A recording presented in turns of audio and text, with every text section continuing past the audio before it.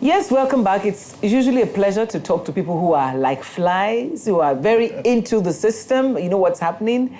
And it's your word against, well, it's against ours. And God, I believe you have a conscience. Oh, sure, You know. sure. And if you know, this administration is not the type that will manipulate, that will twist, that will give you a fib. No. But might be the type I won't say anything. We won't sell you a yarn. Whatever you hear us say, you can take it to the bank. Believe it. So if we don't hear you, we should wait. Sure. And assume that something is cooking. Oh, very well. Well. When something is not done yet, it's not done. Otherwise, you end up eating what is uncooked. But you would know, for example, that in the past year, it's been a very tough year for Nigerians. Quite. And tough in all ramifications. And what would you be selling to them to make them understand that this is just temporary? Well, the first thing I like to sell is the integrity of the captain. And I use the word sell with all due sense of responsibility. I understand. You're not giving me a yarn. No. Because you're not paying for this. No. Okay. I should charge you, actually. Okay, go ahead. No. The first thing I'll sell to Nigerians is the integrity of the captain of the ship.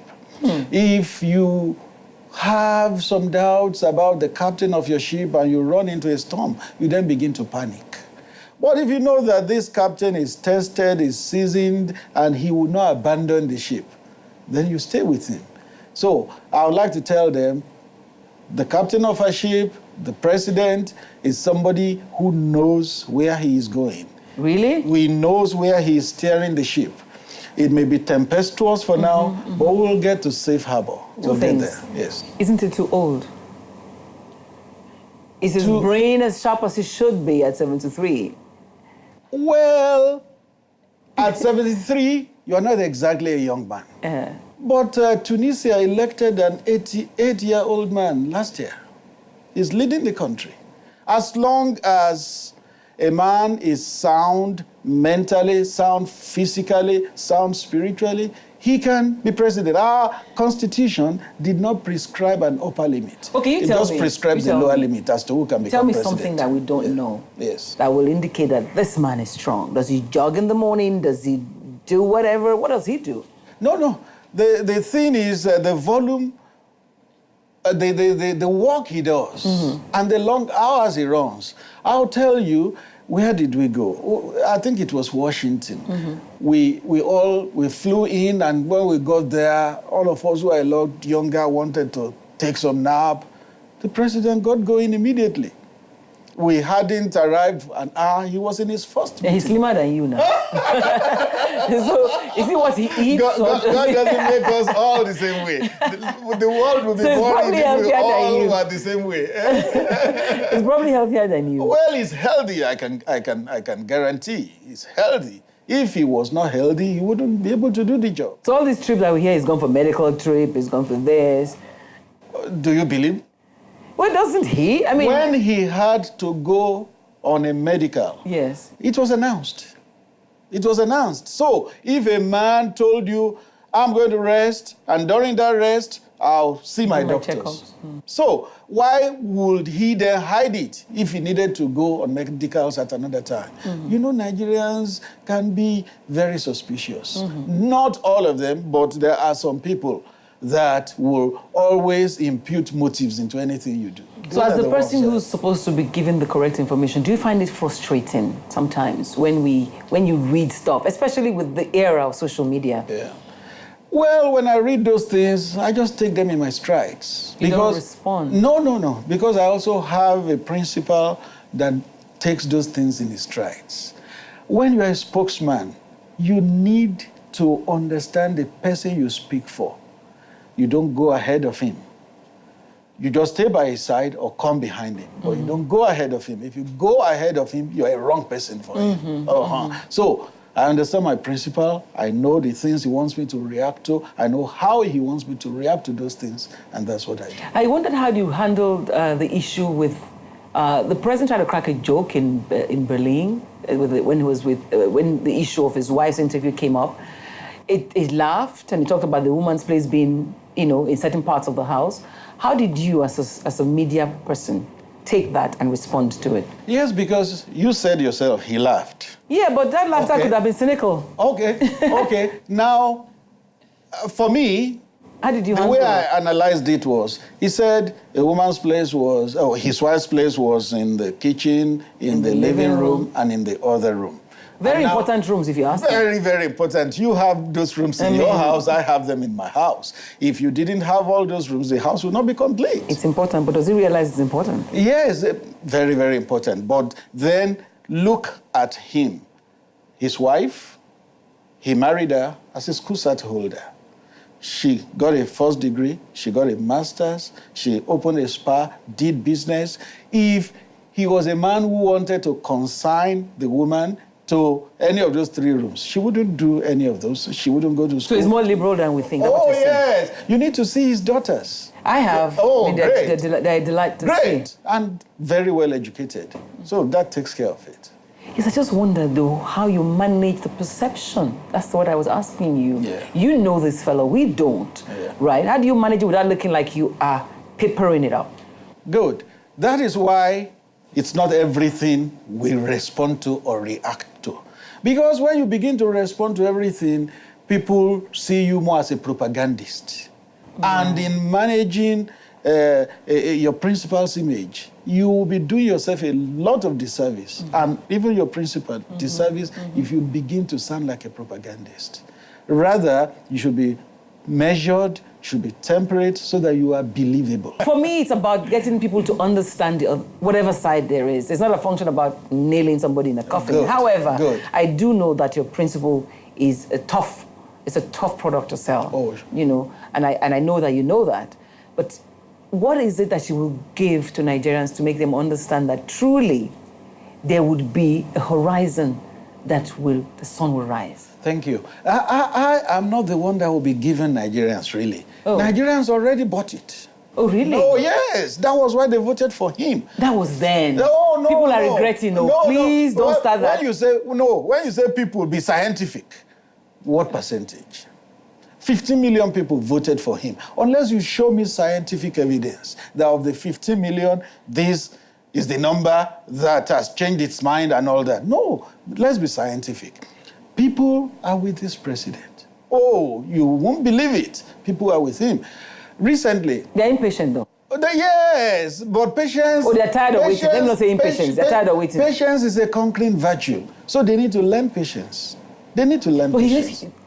Whatever you say, the administration has to give us some. You know, I always say, give me some sugar. Yeah. You know, there's so much Nivaqueen and bitterness. Yeah. Give me some sugar. Give us things that will make us know that, okay, this man is thinking about us. Deal with the issues that will affect us. We're glad to see the 21 girls released, for example. Great. What about the other 197 that are still there? When some things are not within your total control, what can you do? What can you do? But have you heard that the whole Boko Haram issue is some kind of fluke? That maybe it was a decision, it was something that was done to get the last administration out of it? Whoever tells you that, question the sanity of that person. The whole northeast of the country was devastated. Last week we heard that goods worth $9 billion were destroyed in the northeast. Between 20 and 30,000 souls were lost. And then it will be a fluke. Anybody that says that to you, question his sanity. Okay, let me take you on the issue of corruption, for example. One of the things that people who voted for our president now was the fact that this guy is going to fight corruption. But it appears that he's facing corruption lopsidedly. People are saying people who are close to him are protected while he's open, even if people who are being picked are people who are truly corrupt. How do you manage the communication in this area? You know, mob mentality is something we must avoid at all times, particularly when you are in positions of authority. Like you're a president, you dare not pander to the expectation of the mob. What a mob will expect at any time is that you go out there and begin to catch people and hold them before the courts so that they can hail you. No, you don't do that when you are in government. There's one saying that power is nothing without restraint. When you hold power, you hold it with a lot of restraint.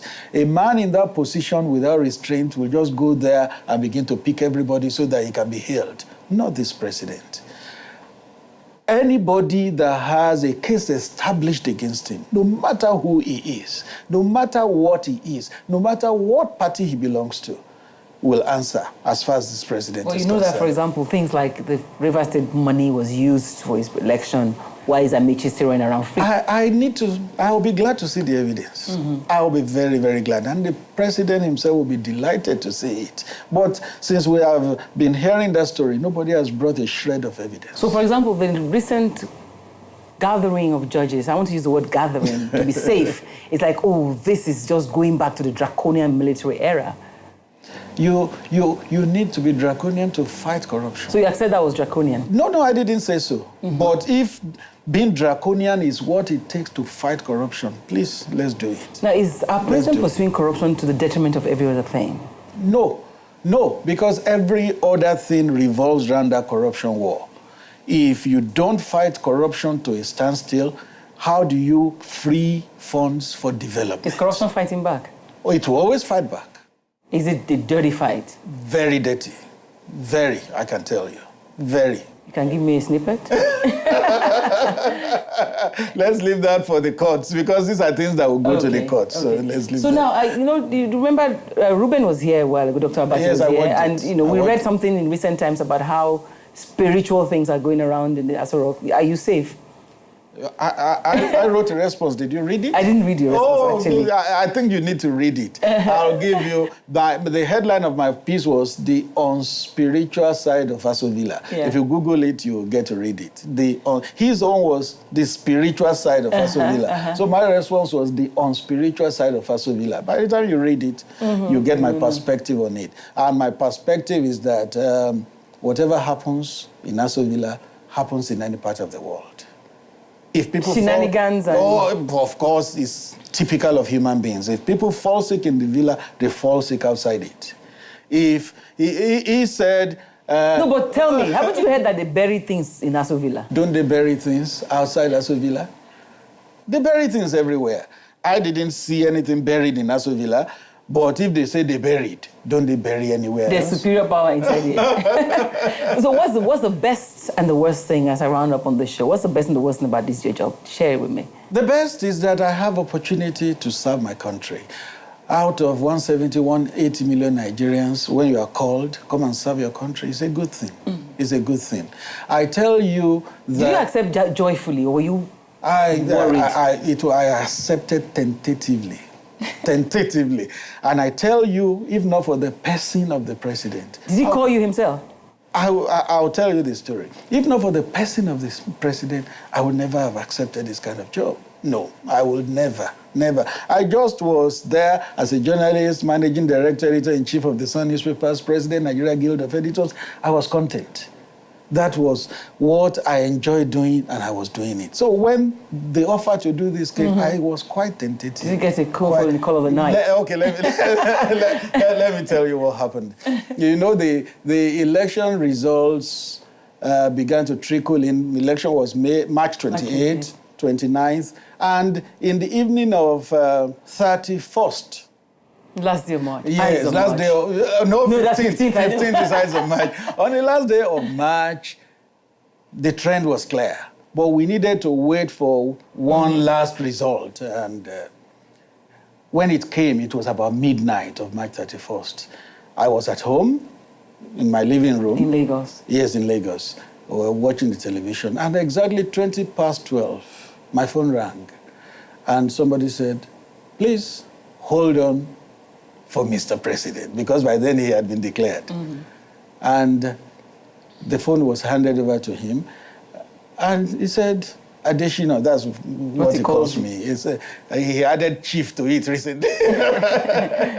So he said, Adeshina, I want to say thank you very much. Thank you for your support over the years. Because he knew you'd always been. Oh, yes. He knew I had always supported him. So Nigerians should be patient with your principle. Oh, and they will be glad they elected him. Thank you for being on the show. Thank you. I appreciate it. Thank you. Yes, I must go. My producer is saying, wind down, but it's been an interesting conversation with Mr. Adeshina, and I hope you'll tune in again, same time next week for Seriously Speaking. Bye for now. For the next few weeks, I'm going to remain in Abuja, so you're going to be seeing many more of people who live and work in the capital city of Nigeria. Well, thank you, Femi, for being with us, and thank you for sharing your time with us on the show today. We'll see you again next week. Bye.